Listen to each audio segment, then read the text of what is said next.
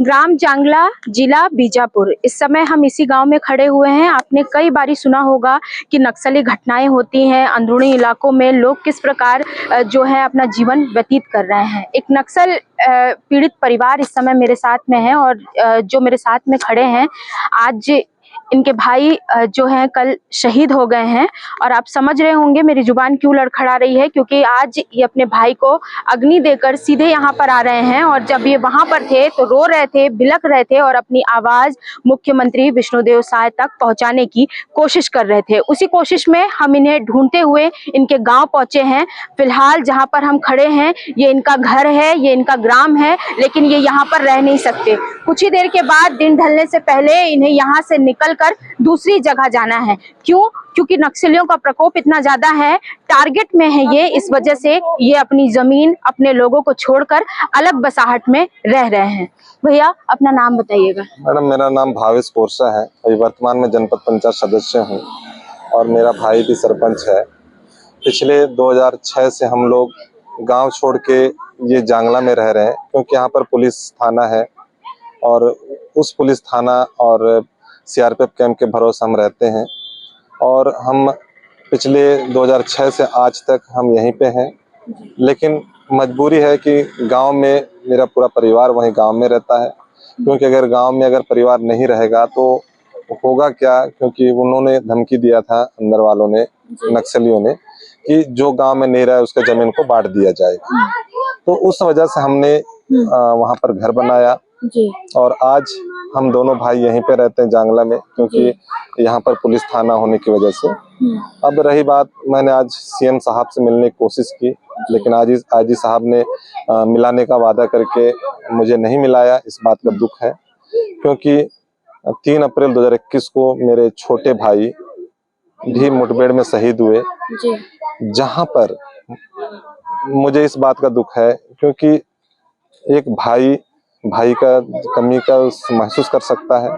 और दूसरी बात, मेरे ही देश में, मेरे जिले में, मेरे छत्तीसगढ़ राज्य में हम अपने जवानों को सही सलामत नहीं लाके सौंप सकते हैं, तो ऐसा मुझे नहीं लगता कि ऐसा होना चाहिए।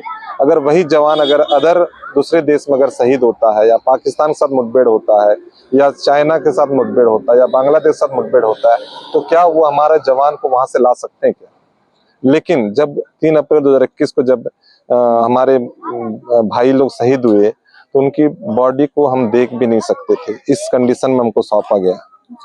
तो ये दुख होता है कि हमारे देश के जवान, हमारे भाइयों को सही सलामत लाके हमें नहीं सौंपा जाता।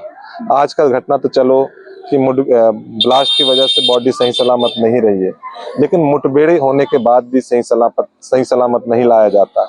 और दूसरी बात ये था मेरे सीएम साहब से बात करने का, कि अगर जब लगभग 400 से 500 किलोमीटर जवान पैदल चल के गश्त किया गया, ये बात आप भी मानते हैं और पुलिस भी मानती है कि लगभग 200 से 400 किलोमीटर उन लोगों ने गश्त किया और नक्सलियों के साथ मुठभेड़ हुआ, और उन लोग थकान में थे, मानसिक तौर से भी और शारीरिक तौर से भी। तो जब उनको थाना बेदरे से लाया जा रहा था, बीडीएस की टीम कहाँ पर थी और आरोपी कहाँ पर थी?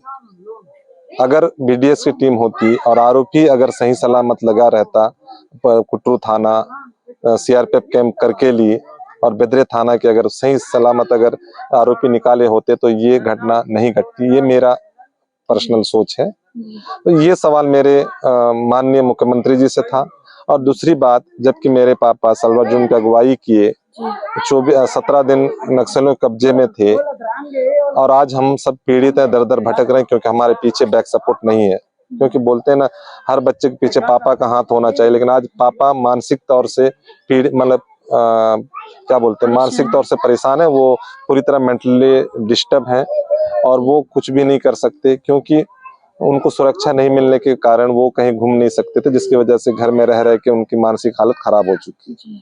आज हमारी भी वही हालत हो रही है। हम कहीं जा नहीं सकते, खेती बाड़ी देखने नहीं जा सकते, परिवार साथ मिलने नहीं जा सकते। तो मेरा मुख्यमंत्री जी से यही सवाल था कि सुरक्षा क्यों नहीं दिया जा रहा। और जब वो जांगला प्रवास पर थे माननीय गृह मंत्री जी, तब हमने माननीय गृह मंत्री जी को हमने आवेदन दिया था, लेकिन उस आवेदन का अभी तक कोई कोई रिस्पांस नहीं मिला, ना ही हम कुछ कर पा रहे हैं, क्योंकि मानसिक जो तनाव होता है मैडम वो बहुत खराब होता है आदमी। भैया जी इस समय आप लोग ने, हालांकि पूछना नहीं चाहिए और पूछते हुए मुझे खुद भी खराब लग रहा है, लेकिन सलवा जुलूम के समय से ही आपके पिता जो थे वो अगुवाई कर रहे थे। जी आपके चाचा, आपके मामा, जी तमाम लोगों से मैं मिली। इनका एक हंसता खेलता परिवार था, जहां पर अब जो लोग हैं जो शहीद हो गए। कितने लोगों को अब तक नक्सलियों ने अपना निशाना बनाया है? मेरे 2 चाचाओं को मारा गया 7 जनवरी 2007 की ही एक घटना हुआ था। मेरे चाचा पांडुराम कोरसा को नक्सलियों ने मारा, और उसके बाद मेरे और एक चाचा थे मासाराम कोरसा, उनको नक्सलियों ने मारा। 2010-11 को मेरी गाड़ी को जलाया गया। और रही बात, बहुत सारे चीजों से हम भुगतते हुए यहाँ पर पहुंचे, लेकिन प्रशासन बोलती कि शहीद परिवारों के साथ हम हैं। हमने क्या सोच के हमने अपने परिवार को भेजा था कि हमारी सुरक्षा होगी, हमारे लिए, देश के लिए हमारे भाई लोग लड़ेंगे, लेकिन इतना बड़ा 2-2 घटना होने के बाद हमको सुरक्षा ना देना, ये कहीं ना कहीं मुझे ऐसा लगता है कि चाहे तो हमारे लिए पुलिस प्रशासन गंभीर नहीं है, या फिर छत्तीसगढ़ शासन गंभीर नहीं है, ऐसा मुझे लगता है। क्योंकि मैंने सुना है, मुझे जानकारी तो नहीं है, लेकिन सुरक्षा इस कंडीशन में मिलता है, गुप्तचर जो विभाग होता है उसके अनुसार सुरक्षा मिलता है, ऐसा मैंने सुना है। तो क्या गुप्तचर विभाग या पुलिस विभाग के हमारे बारे में जानकारी नहीं रखता होगा? रखनी चाहिए।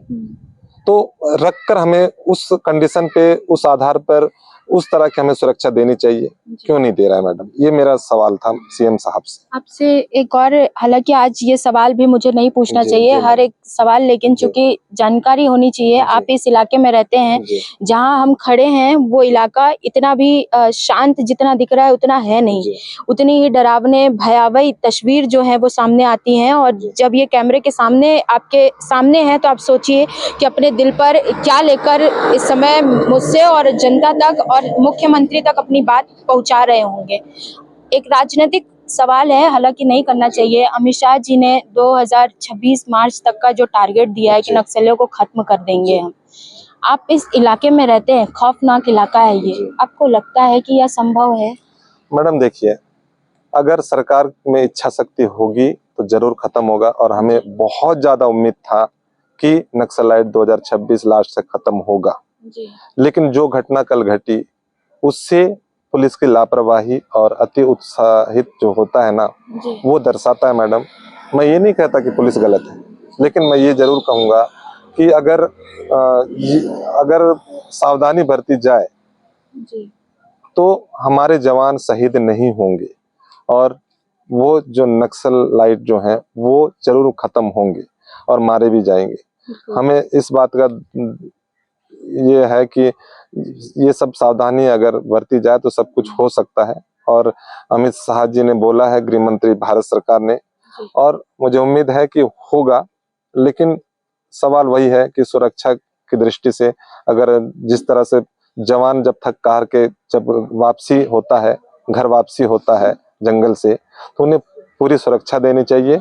और जो भी पुलिस विभाग से होनी चाहिए, जो वीआईपी ऑफिसों में बैठे रहते हैं या फिर थानों में रहते हैं, उनको सुरक्षा से लाया जाए। डीआरजी जैसे जवानों को जो मुठभेड़ में दोनों भाई डीआरजी में ही थे? जी, छोटा भाई जो वो भी डीआरजी में था, वो उनकी पोस्टिंग डायरेक्ट थी, और वो 2021 में शहीद जी 3 अप्रैल 2021 को शहीद हुए। जो टेकुलगोड़ा जो घटना घटा था, जहाँ सीआरपीएफ का जवान को छुड़ाकर लाया गया, लेकिन हमारे ट्राइबल जो जवान है, स्थानीय जवान जो है, उनको नहीं लाया जा सका, और उनकी बॉडी भी क्षत विक्षत था, जो कि हम अपने भाई को देख नहीं पाए या कुछ नहीं पाए। ये सब चीजें हैं, और मैं शायद आज इस कैमरे में उसी दर्द को बयां कर रहा हूं जो मेरे अंदर 2021 से दबा रहा। उस समय भी मैंने उस समय तत्कालीन एसपी कमलोचन कश्यप से बहुत सारे चीजों में मैंने सोशल मीडिया में डाला था, लेकिन इन सब चीजों के बावजूद भी हमें 2021 आज तक सुरक्षा नहीं मिला। अब तो हम और अकेले हो गए, क्योंकि अब तो ना तो हमारे भाई पुलिस विभाग में है, ना ही कहीं पे है, तो हमें सुरक्षा कौन देगा? ये सीधा सवाल जो है वो सरकार से है और इनकी सरकार से ही गुहार है, जो गुहार हिंदी खबर के माध्यम से हम लगा रहे हैं मुख्यमंत्री जी तक कि इनकी सुरक्षा की जिम्मेदारी किसकी, जिन्होंने 2 भाइयों को खो दिया। 2021 में छोटे भाई शहीद हो गए। आज 2025 जनवरी का महीना है, जहां ऑपरेशन कर जो हमारे जवान हैं वो डीआरजी के वापस लौट रहे थे, जिन्होंने नक्सलियों ने घात लगाए बैठे हुए थे, और उसी में एक भाई इनका भी मौजूद था, जिनके लिए आज जब हम बॉडी लेने जिला मुख्यालय पहुंचे हुए थे, वहां पर ये रोते बिलखते पहुंचे और मुख्यमंत्री से अपनी गुहार लगाना चाहते थे कि अब क्या रह गया है, अब सुरक्षा कैसी, अभी अपने आपको कैसा महसूस कर रहे हैं। और जैसा कि इन्होंने बताया कि अपने दिल में पत्थर रखकर आज कैमरे के सामने आ रहे हैं, क्योंकि कैमरे के सामने आना, इस इलाके से यहाँ पर खड़े होके, क्योंकि ये टारगेट पॉइंट पर हैं, ये एक बहुत बड़ी बात है कि ये देश के इस कोने से अपनी आवाज जो है वो मुख्यमंत्री तक पहुंचाना चाहते हैं। हिंदी खबर आपके साथ, आपकी इस दुख की घड़ी में साथ में है, और हम चाहेंगे कि मुख्यमंत्री जी आपकी आवाज सुने और सुरक्षा के दृष्टिकोण से जो सुरक्षा इन्हें मिलनी चाहिए वो मिलने की अपील भी हम करेंगे। निशा द्विवेदी, हिंदी खबर, दंतेवाड़ा, बीजापुर।